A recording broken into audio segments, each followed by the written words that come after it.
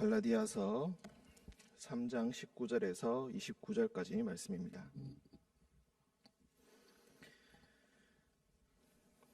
3장 19절부터 29절까지 교독으로 읽고 29절은 함께 읽도록 하겠습니다. 그런즉 율법은 무엇이냐? 범법함으로 더하여진 것이라. 천사들을 통하여 한 중보자의 손으로 베푸신 것인데 약속하신 자손이 오시기까지 있을 것이라. 그 중보자는 한 편만 위한 자가 아니나 하나님은 한 분이시니라. 그러면 율법이 하나님의 약속들과 반대되는 것이냐? 결코 그럴 수 없느니라. 만일 능히 살게 하는 율법을 주셨더라면 의가 반드시 율법으로 말미암았으리라. 그러나 성경이 모든 것을 죄 아래에 가두었으니 이는 예수 그리스도를 믿음으로 말미암는 약속을 믿는 자들에게 주려 함이라. 믿음이 오기 전에 우리는 율법 아래에 매인 바 되고 계시될 믿음의 때까지 갇혔느니라. 이같이 율법이 우리를 그리스도께로 인도하는 초등교사가 되어 우리로 하여금 믿음으로 말미암아 의롭다함을 얻게 하려 함이라. 믿음이 온 후로는 우리가 초등교사 아래에 있지 아니하도다. 너희가 다 믿음으로 말미암아 그리스도 예수 안에서 하나님의 아들이 되었으니 누구든지 그리스도와 합하기 위하여 세례를 받은 자는 그리스도로 옷 입었느니라. 너희는 유대인이나 헬라인이나 종이나 자유인이나 남자나 여자나 다 그리스도 예수 안에서 하나이니라. 함께 읽겠습니다. 너희가 그리스도의 것이면 곧 아브라함의 자손이요 약속대로 유업을 이을 자니라. 아멘. 기도하겠습니다. 사랑과 은총이 충만하신 주님, 오늘도 주님의 전에 나와 하루의 시작을 하게 하시니 감사합니다. 찬양과 기도와 말씀으로 하루를 시작할 때에 주님께서 우리 삶의 빛을 비춰주시고 우리가 가야 할 방향을 알게 하시며 주님의 도를 따라 오늘 하루를 살아가는 주님의 충실한 성도 되게 주님 인도하여 주옵소서.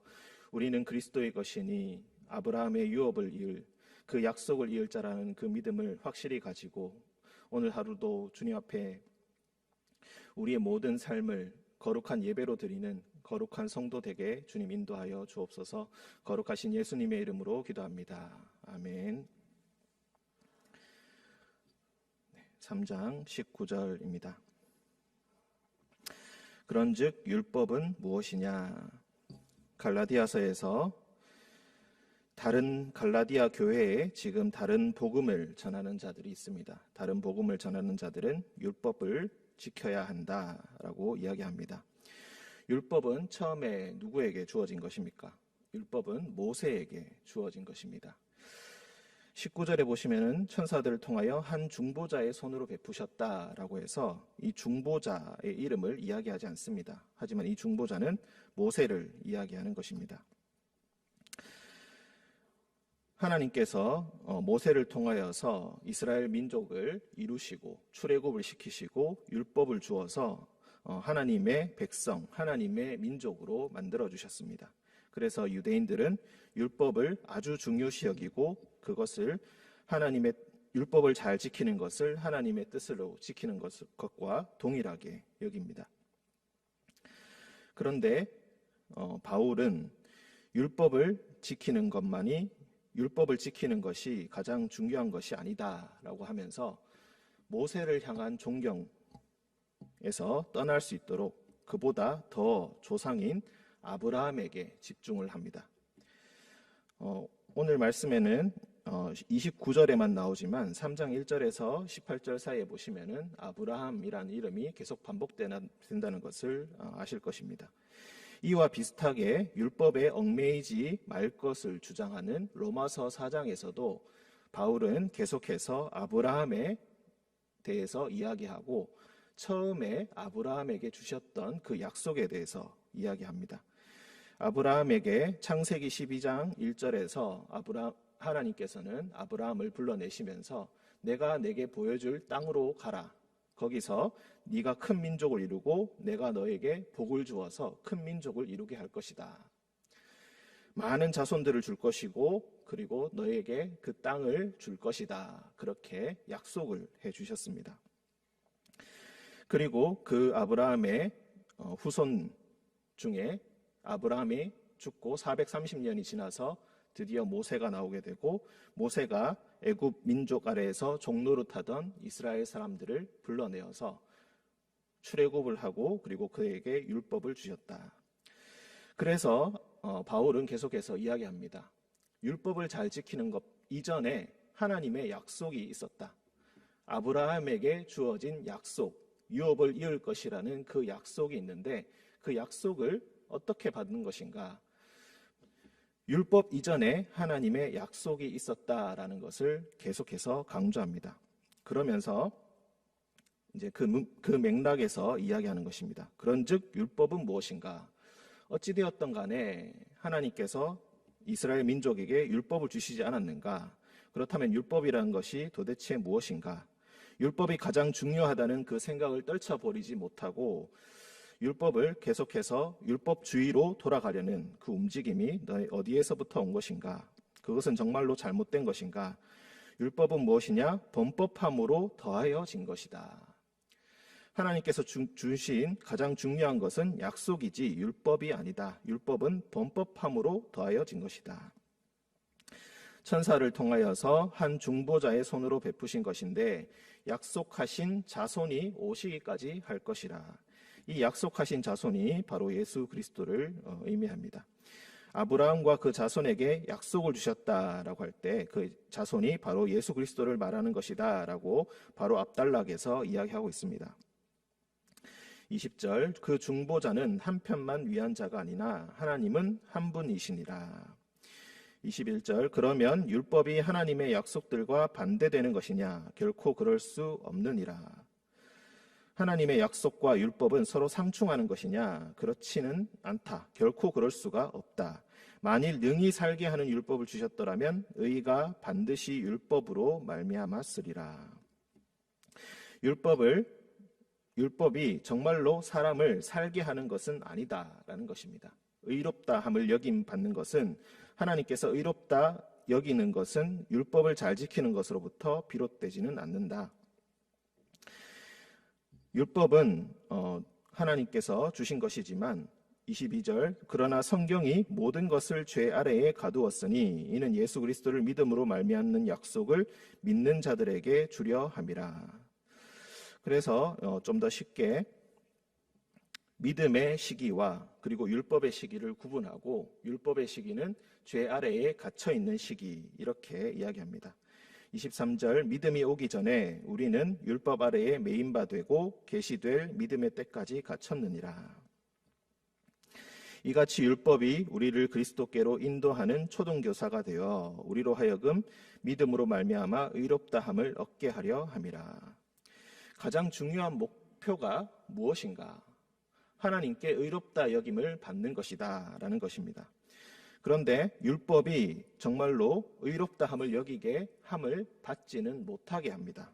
그래서 율법이 죄가 있다는 것을 우리에게 알게 하고 죄에서 벗어나는 것을 우리에게 가르쳐 주지만 그렇다고 해서 의로 들어가는 길을 구체적으로 우리에게 주지는 못한다.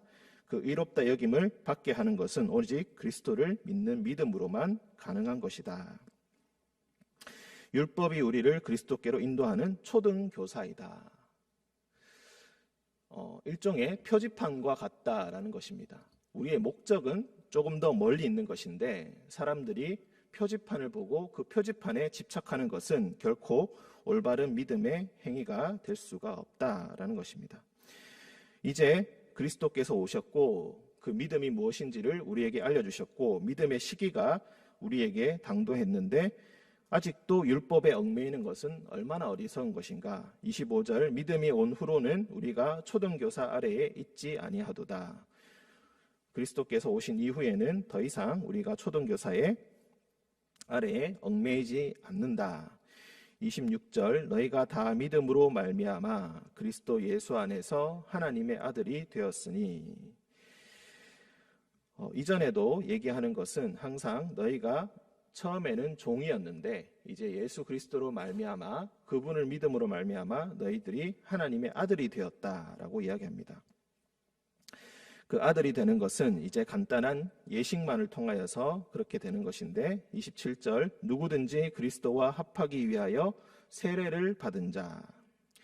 예수 그리스도를 믿는다는 그 고백을 하며 세례를 받은 자, 그리스도와 합하기 위하여 세례를 받은 자, 예수 그리스도의 십자가와 부활의 길을 뒤따라가기를 결단하는 제자가 되기를 결단한 자, 그리고 그렇게 믿음을 고백하며 세례를 받은 자는 그리스도로 옷 입었다. 너희는 새로운 신분이 되었다. 하나님의 아들이 되었다. 존귀한 자가 되었다는 그 옷 입었다라는 표현으로 이렇게 표현을 합니다. 그러니 율법을 지키고 지키지 않고라는, 혹은 그 사람의 출신과 혈통을 따지지 않고 그리스도를 믿는 그 믿음 안에서 모두가 평등하고 모두가 차별이 없다. 그것을 28절에서 이야기합니다. 너희는 유대인이나 헬라인이나 종이나 자유인이나 남자나 여자나 다 그리스도 예수 안에서 하나이니라. 율법을 보시면은 다른 민족들은 하나님의 회중에 들어올 수 없다. 예를 들어서 모압 민족이라든지 이런 민족들은 더러운 종족들이니 들어올 수가 없다. 혹은 여러 가지 제한 사항들이 있습니다. 어떤 자격 요건을 이야기하고 그 혈통이 아니면은 하나님의 백성이 될 수 없다라고 이야기하는데, 그리스도를 믿는 그 믿음만 있다면은 그리스도와 합하기 위하여서 믿음을 고백하고 세례를 받는다면은 너희는 다 하나님의 자녀가 된 것이고 다 존귀한 신분이 되어서 하나님의 백성이 될 수 있다는 것입니다. 그것에는 혈통도 중요하지 않고 신분도 중요하지 않고 사회적 지위도 중요하지 않고 심지어 성별조차 중요하지 않다. 1세기에 남자나 여자나 그리스도 예수 안에서 모두 하나다라는 이 생각은 참으로 급진적인 생각이고 앞서 나가는 그런 생각이었습니다. 모든 자가 평등하게 아무런 차별 없이 그리스도 예수 안에서 모두가 하나라고 주장한다는 것입니다. 29절, 너희가 그리스도의 것이면 곧 아브라함의 자손이요 약속대로 유업을 이을 자니라. 이제 너희가 그리스도를 고백하고 그를 믿기로 작정하고 그와 합하기 위하여 세례를 받았다면은 너희는 그리스도의 것이 되었고 하나님의 아들이 된 것이니 곧 아브라함의 자손이 되는 것이고 약속대로 그 유업을 입게 될 것이다. 처음에 아브라함을 약속의 땅으로 불러내시면서 수많은 약속들을 주셨었습니다. 자손을 줄 것이고 땅을 줄 것이다. 그런데 나이는 들어가는데 하나님께서 아브라함에게 자손을 주지 않았습니다. 이제 슬슬 아들을 포기하고 자신의 종 엘리에셀에게 그 유업을 있게 해줘야겠다, 유산을 물려줘야겠다 하고 생각하는 순간에 하나님께서 또 나타나셔서 너의 유업을 이을 자는 엘리에셀이 아니라 내 몸에서 날 너의 아들이 될 것이다 라고 얘기하셨을 때 아브라함은 그것을 믿었습니다. 그리고 하나님께서 그것을 보시고 의로 여기셨다라고 얘기하셨습니다. 그 말씀에 근거하여서 바울은 하나님의 약속을 굳게 믿는, 아무런 조건 없이 어떤 표적도 요구하지 않은 채 믿었다는 그 믿음 하나만 보시고 그를 의롭다 여기셨다라고 합니다. 그리고 그 약속의 유업을 모든 자들에게 복으로 베풀어 주실 것인데, 이방인들에게까지 복으로 베풀어 주실 것인데 그 약속을 그리스도를 통하여서 우리에게도 이어주신다.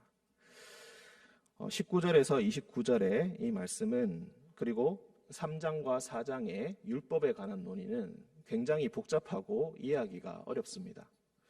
구약에 대한 충분한 이해가 없고 익숙하지 않은 사람, 그리고 특히나 유대인의 관습에 그리고 율법에 대한 그런 인식이 없다면은 이 말씀 자체를 이해하기가 참 어렵습니다. 논리도 이해하기가 참 어렵습니다. 하지만 우리가 분명하게 알 수 있는 것은 다른 어떤 것도 요구하지 않으시고 하나님을 굳게 붙드는 그 믿음만 있다면은 모든 약속을 이을 자로 우리를 선택하여 주시고 차별 없이 우리 모두를 품에 안아주시고 받아주신다라는 것입니다. 우리가 처음에 출발이 어디에서부터 온 것인가, 이것을 계속해서 이야기하는 것입니다. 하나님의 약속, 그리스도를 통한 구원, 성령의 역사, 이 모든 것이 어디에서부터 출발되었는가? 많은 조건들을 이야기하고 많은 요건들을 이야기하고 많은 것들을 이야기하지만 가장 중요한 본질을 붙들 것인데, 그것은 바로 하나님께서 먼저 우리를 사랑하셨고 우리에게 손 내미셨고 우리의 손을 붙들어 주셨고, 그리고 우리가 가야 할 길을 주님께서 보여주신다라는 그 믿음입니다. 그 믿음만이 우리를 이끌어 주실 것이다. 하나님께서는 다른 것을 요구하지 않으시고 우리의 마음에 전적인 동의를 구하시고 믿음을 요구하고 계신다. 때로는 우리의 삶이 안대를 한 것처럼 앞이 보이지 않는, 밤길을 거니는 것 같은, 깜깜한 밤길을 거니는 것 같은 그런 기분이 든다 할지라도 우리의 손을 주님께서 굳게 붙들고 계시고 반드시 생명의 길로, 올바른 길로 그분의 손을 굳게 붙들기만 한다면 우리를 그렇게 이끌어 주실 것입니다. 그 믿음이 오늘도, 내일도, 그리고 우리의 삶이 끝나는 날까지 우리의 마음에 계속해서 있으시기를 간절히 축원드립니다. 함께 기도하겠습니다. 은총의 주님, 우리는 때로 잊고 살아갑니다. 주님께서 우리의 손을 붙들고 계심을 우리가 잊고 살아갑니다. 주님께서는 우리의 삶뿐만이 아니라 죽음 이후까지도 다스리시는 분임을 우리는 때로 잊고 살아갑니다. 우리가 귀중하다고 여기는 것, 소중하다고 여기는 것들을 잃어버릴 때마다 하나님께서는 그보다 더 놀라운 계획과 더 놀라운 섭리와 더 놀라운 계획이 있음을 우리는 때로 잊어버리고 주님을 원망하며 살아갑니다.